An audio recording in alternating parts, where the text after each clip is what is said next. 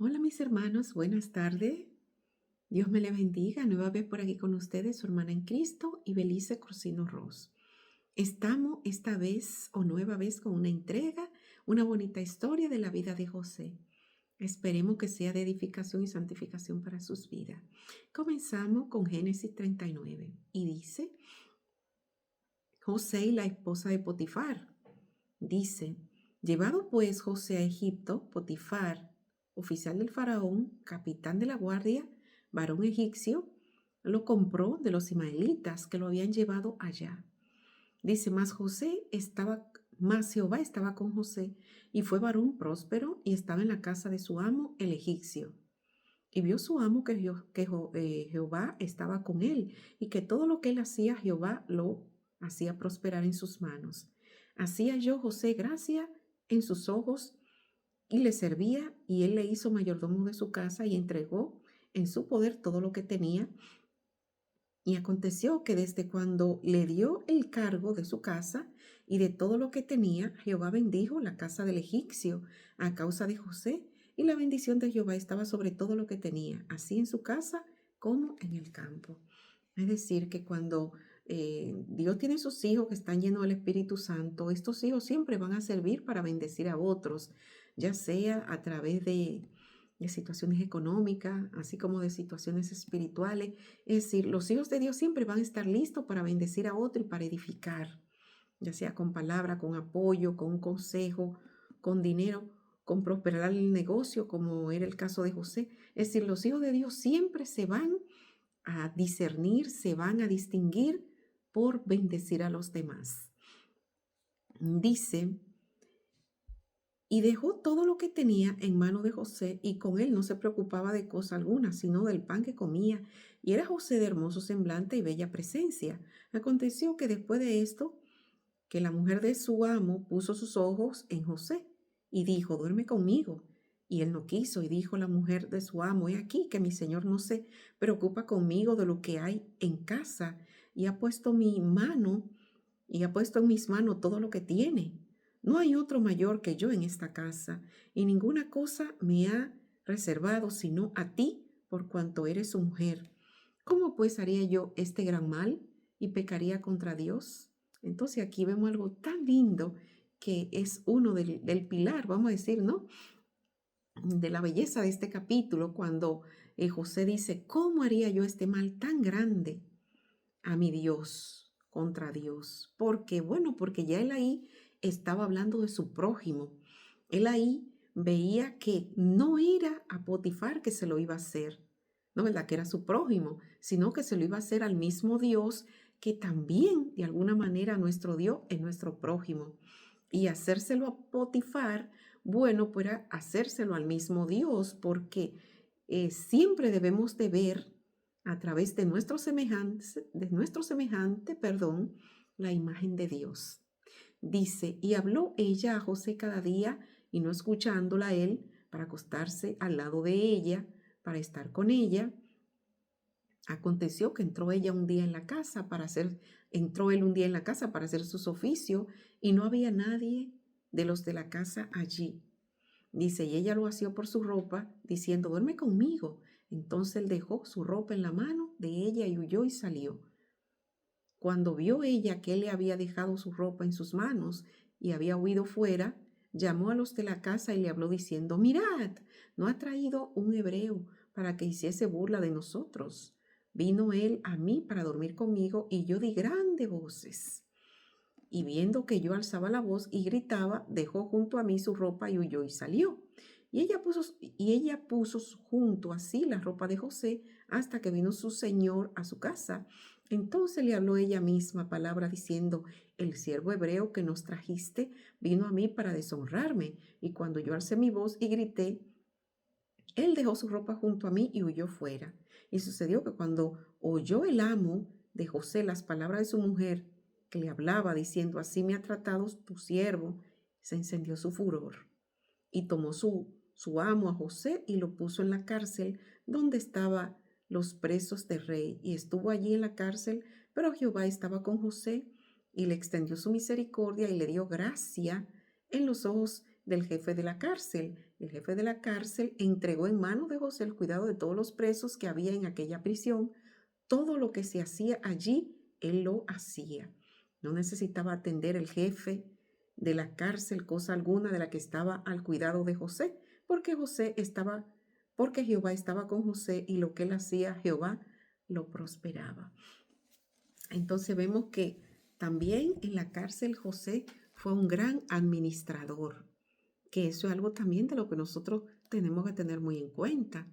El Señor nos toma y nos llama a su camino, quiere que nosotros guardemos sus mandamientos, quiere que nosotros tengamos sus rasgos, Él nos quiere bendecir, Él nos quiere prosperar. Para que todo eso pueda llegar en nuestra vida, debemos de aprender a ser siervos fieles, siervos que guardemos sus mandamientos y que todo lo que tenga que ver con la palabra, con el diezmo, con las ofrendas, con la casa de Dios y todo lo que tenga que ver con el Señor, nosotros podamos llegar a ser buenos mayordomos. Entonces, aquí vemos el ejemplo de José, que fue un fiel mayordomo en todo en cuanto se ponía en sus manos. ¿Por qué? Bueno, porque él estaba siendo dirigido por el Espíritu de Dios. Y vemos que Potifar era un hombre, era el jefe de los militares del faraón, pues por lo tanto era un hombre sabio, entendido. Y él observaba a José y él mismo dijo, bueno, es verdad que Jehová está con este hombre porque mira cómo estoy siendo bendecido, mira cómo mi casa, sus ganados, sus tierras y todo lo que tenía que ver con él estaba siendo bendecido. Ahí nos damos cuenta que el pueblo de Egipto sí tenía conocimiento, ya tenía mucho conocimiento del verdadero Dios, porque mira cómo él mismo testifica y dice que Jehová, Dios de los ejércitos, estaba caminando con José, porque su casa era bendecida y era prosperada. Él vio y se dio cuenta que era un muchacho honesto, que era un muchacho sabio, que era un muchacho prudente, que era un muchacho correcto y que era íntegro. Entonces, podemos calcular por su experiencia de batalla, de guerra y experiencia de la vida que se le ve que tenía este hombre, se le ve que cuando su mujer lo esperó para decir que José había hecho escarnio de ella y que lo había puesto a él en vergüenza, yo dudo que él lo haya creído. Estoy casi segura que él no creyó ninguna de esas mentiras. ¿Por qué? Bueno, porque él sabía que José era un hombre guapo, tenía buena presencia, pero más aún, él sabía que era íntegro, que estaba bien unido al Señor y que él tenía una comunión con el Dios Santo. Y ellos sabían que los que se asociaban con el Dios Santo eran personas íntegras, eran personas que prácticamente eran santas, eran puras y estaban llenas de principios morales y espirituales. Y sabemos que él había observado bastante bien a José y por lo tanto estoy casi segura que él nunca creyó ninguna de esas cosas.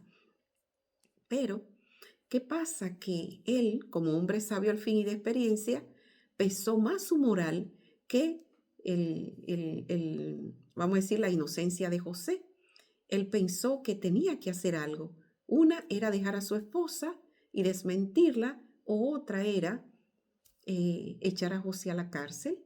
Y él vio que la que era más fácil para él era echar a José a la cárcel, aunque lo echó quizá con dolor de su corazón, porque él sabía que José era un muchacho íntegro y que si había alguien que había fallado, hubiese sido su mujer. ¿Por qué? Bueno, porque sabemos que en ese entonces esos jefes, esos militares, ellos eran muy dados a vivir de guardia de día en día y de noche en noche en la casa de sus amos, que en este caso era el faraón. Y por lo tanto no tenían ese tiempo para pasarlo con sus mujeres. Entonces me imagino que todas estas cosas fueron bien entendidas, comprendidas por Potifar, y entendió que en este caso la culpable de toda esa escena y esa falsa historia, tristemente, era su esposa, que era la que lo había hecho, puesto a él en vergüenza, y que José, siendo íntegro de alguna manera, él se mantuvo firme. Aunque sabemos que esta mujer fue usada por el enemigo. ¿Para qué?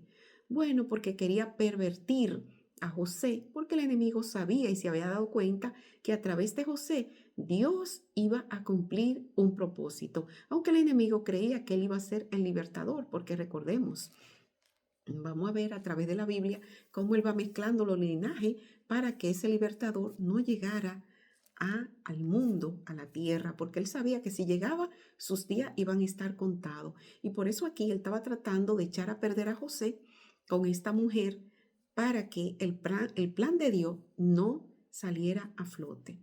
Pero aquí vemos una vez más cómo Dios va derrotando al enemigo a través del período de la historia. Dios lo va derrotando porque en cada una de ellas el Señor siempre termina cumpliendo sus propósitos. No importa tiempo ni derrotero, no importa nada. El Señor cada uno de sus propósitos lo fue cumpliendo al pie de la letra. Y lo podemos ver desde Abraham. ¿Qué pasó con Abraham? Bueno, el enemigo usó a Sara de alguna manera para que Abraham cogiera a la sierva Agar. Después de eso vemos que fue un grave error y Abraham terminó viendo su pecado a través de la consecuencia después que nació su hijo Isaac y se dio cuenta que no podía, que se desesperó y se llevó de su mujer. Pero después también vemos en la vida de Isaac cómo Isaac también se casa con Rebeca y ésta también comete un grave error y hace que Jacob peque. Entonces Jacob peca, cae en pecado porque él transgrede la ley de Dios y de alguna manera también esto fue inducido por el enemigo. Porque, bueno, porque también él sabía que dentro de estos dos muchachos había uno que era el elegido y que era Jacob, pero él quiso que él se adelantara a la bendición que Dios le tenía a Jacob, porque esa bendición Dios se la podía dar de múltiples maneras, porque Dios es el creador. Y aunque la bendición fuera puesta la mano en la cabeza de Jacob, de Esaú, por la mano de Isaac su padre, esa bendición a quien le iba a llegar era a Jacob, porque lo vimos en el capítulo allá en el libro de Número. Vemos cómo también el Señor bendice a esos 70 personas que iban a ponerle el espíritu de Moisés y Moisés creía que ellos eran los únicos, pero habían dos más en la tribu. Y el Señor, en el momento que le estaba pasando el espíritu de Moisés del liderazgo a estos 70 para que lo ayudaran con toda la muchedumbre que iban camino del desierto, pues también el Señor bendijo y lo puso a profetizar a estas dos personas, a estos dos hombres. ¿Por qué? Porque dentro del criterio de Dios ellos también merecían estar con esa bendición.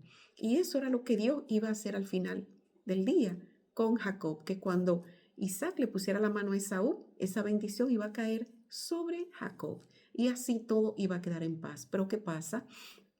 Que Rebeca no tenía esa conexión o no conocía bien el poder infinito de Dios y por eso ella terminó dejándose usar por el enemigo, mentir porque ella mintió y suplantó.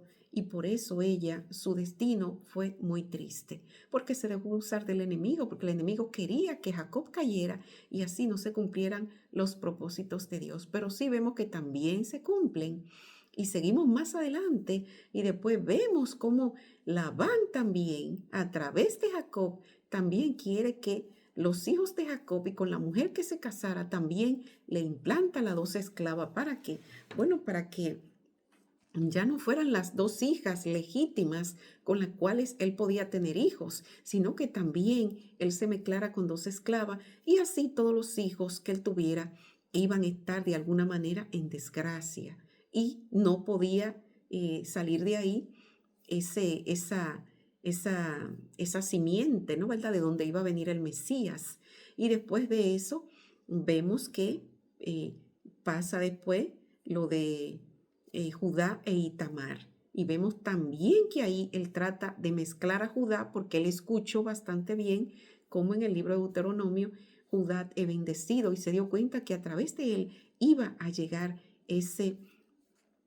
esa simiente santa y también hace que se case con una cananea. Y así vamos viendo y vamos a seguir viendo cómo el enemigo sigue tratando de mezclar los dos linajes. ¿Para qué? A través de los periodos y de los tiempos, para que no lleguen esa, ese linaje santo que tenía que llegar a la tierra para ser el libertador y cumplir así con el plan de la redención. Entonces, después que vemos aquí lo que termina pasando con José, que lo llevan a la cárcel, pero ¿qué pasa? Que allí, de alguna manera, imagino que este carcelero vio que estaba verdaderamente lleno del poder de Dios y que había sido una injusticia lo que habían hecho llevándolo a él allí a la cárcel. Pero viendo que José era un hombre que no se entristecía, no se frustraba, no se llenaba de rencor ni de odio hacia nadie, sino que tenía siempre una bonita actitud. Tenía un corazón lleno de amor, tenía un corazón lleno de agradecimiento hacia Dios y sabía que si Dios lo tenía allí y tenía que pasar esas cosas, era porque para él y en él, en su vida, había en algún momento de su vida algún propósito. Y él aprendió a confiar en Dios, él aprendió a tener esa dependencia completa de su creador. A través de la simiente y del proceso, cuando él estuvo pequeño, que su padre le hablaba de ese Dios creador, de esa fe y esa dependencia de vivir de acuerdo a sus mandamientos, en obediencia y en dependencia de Dios. Entonces vemos que todo esto le sirvió de base a José en esos años de asilo, de migración, vamos a decir, donde fue un migrante en tierras extranjeras para él subsistir a través de su fe, esa fe que cuando niño él creyó en ese Dios que creía su padre, pues con el tiempo Dios lo premió. Y vamos a ver más adelante cómo termina y cómo sigue dirigiéndose a ese propósito que Dios tenía con la vida de José, que ilustra la vida de Jesucristo más adelante. Mis hermanos, yo espero que esta bonita historia de José, la cual estamos siguiendo cada semana, sea de bendición y de edificación para sus vidas, esperando que cada uno de estos temas lo podamos poner en nuestra vida diaria, porque van muy bien en nuestra vida diaria. Por eso Dios dejó todos estos capítulos bien llanos y de una manera simple para que lo podamos entender y lo podamos adherir a nuestra vida con nuestras familias y en todo cuanto tenga que ver con cada uno de nosotros. Muchas gracias, mis hermanos, que Dios le bendiga, que la paz de Dios sea con ustedes, esperando que este capítulo sea de bendición y de edificación para sus vidas. Hasta una próxima entrega, amigos. Bendiciones.